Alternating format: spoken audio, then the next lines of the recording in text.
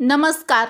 Marathi Rohini kitchen या आपल्या YouTube चॅनलमध्ये मी तुमचं स्वागत करते. तर माझ्या प्रत्येक सुगरणीला स्वयंपाकघरात उपयोगी येतील व कोणीही सांगितल्या नसतील अशा खास किचन टिप आज आपण बघणार आहोत.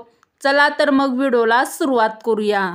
Tip number 1. मटरी बनवताना मटरी तयार करण्यासाठी पाण्यात अर्धा तास अगोदर पाण्यात ओवा टाकून ठेवायला पाहिजे.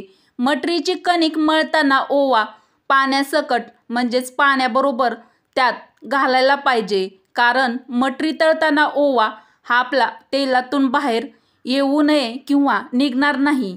तर मटरी बनवताना तुम्ही ही टीप नक्की फॉलो करा व टीप आवडली असेल तर एक लाईक प्रत्येकीने नक्की करा. अत्यंत उपयुक्त टीप नंबर 2. दहीवडा बनवताना उडीद डाळीबरोबर सोयाबीन भिजत घाला व वाटून घ्या. यामुळे उडीद वडा छान नरम येतो व सोयाबीन घातल्यामुळे उडीद वडा पौष्टिकही होईल. तर उडीद वडा बनवताना ही टीप तुम्ही ट्राय करू शकता. अत्यंत उपयुक्त व फायद्याची टीप नंबर 3.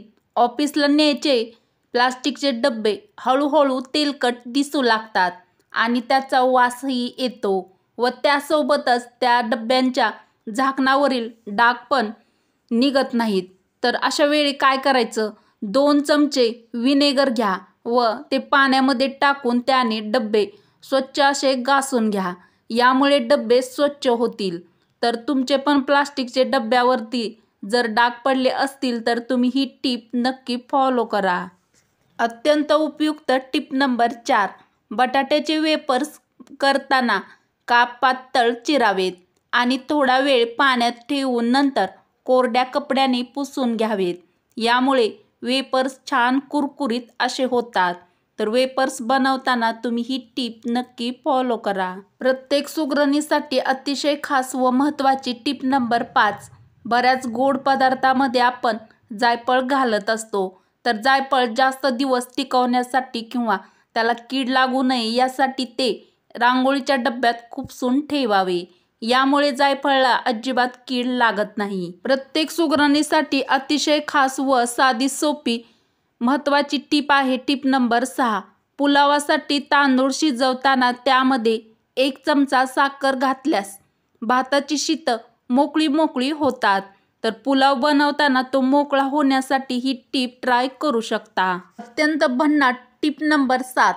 कडधान्याची भाजी बनवताना त्यात 1 चमचा मीठ मसाला घालावा.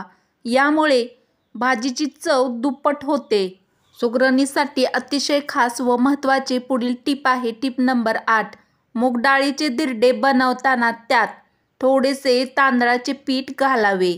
यामुळे मूग डाळीचे धिरडे खूप छान कुरकुरीत असे होते. माझ्या प्रत्येक सुगरणीसाठी व गृहिणींसाठी अतिशय खास टीप नंबर 9. आमरस बनवल्यानंतर तो काळा पडू नये यासाठी आमरस बनवताना त्यात 1 कप दूध घालावे. यामुळे आमरस अजिबात काळा पडत नाही. तर आमरस बनवताना तुम्ही ही टीप नक्की ट्राय करू शकता. अत्यंत उपयुक्त व खास टीप नंबर 10. हिरव्या मिरचीचं वरण बनवणार असाल तर डाळ शिजायला टाकताना त्यातच हिरव्या मिरच्या घालून शिजवा व नंतर लसणाची फोडणी द्या. यामुळे हिरव्या मिरचीच्या वरणाची चव खूपच जास्त टेस्टी अशी लागते. साधी सोपी पण निरोगी शरीर राहण्यासाठी अतिशय खास व महत्त्वाची टीप नंबर 11. शरीरामध्ये झिंकची कमतरता असल्यास तुमचा मूड बदलू शकतो व तुमची चिडचिड होऊ शकते. झिंक आपल्या शरीरातील मानसिक आरोग्य चांगले ठेवण्यासाठी महत्त्वाचे आहे. त्यामुळे झिंकच्या कमतरतेमुळे तुम्हाला नैराश्याची लक्षणे देखील दिसू शकतात. तर तुमच्या पण शरीरामध्ये झिंकची जर कमतरता असेल तर तुम्हाला ही वरील लक्षणे दिसू शकतात. अत्यंत महत्त्वाची टीप नंबर 12.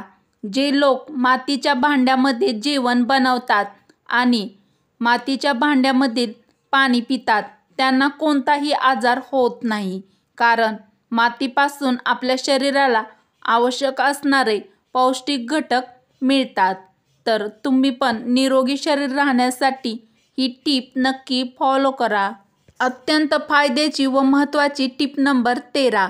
कमी पाणी पिल्यामुळे डोक्याच्या नसामध्ये रक्ताच्या गाठी तयार होतात व मेंदूवर प्रेशर पडते. यामुळे आपल्याला चक्कर येऊ शकते. म्हणून भरपूर पाणी प्यावे. निरोगी आरोग्यासाठी तुम्ही ही टीप नक्की फॉलो करा. अत्यंत उपयुक्त टीप नंबर 14. सकाळी झोपेतून उठल्यावर तोंड न धुता किमान 1 ग्लास कोमट पाणी प्या. अत्यंत फायद्याची व महत्त्वाची टीप नंबर 15. डोळे निरोगी ठेवण्यासाठी तुम्ही गाजर, आवळा, हिरव्या भाज्या आणि द्राक्षे खाऊ शकता. यामुळे तुमचे डोळे निरोगी राहतात. आपल्या डोळ्याच्या उत्तम आरोग्यासाठी तुम्ही ही टीप नक्की ट्राय करू शकता. वरील टीप आवडल्यास मराठी रोहिणी किचन या आपल्या मराठमोळ्या चॅनलला सबस्क्राईब करा, लाईक करा व असेच नवनवीन व छान छान व्हिडिओ तुमच्या मित्र-मैत्रिणीला शेअर करायला अजिबात विसरू नका. चला तर मग भेटू अशाच पुढच्या एखाद्या छानशा व्हिडिओमध्ये. व्हिडिओ पूर्ण बघितल्याबद्दल धन्यवाद.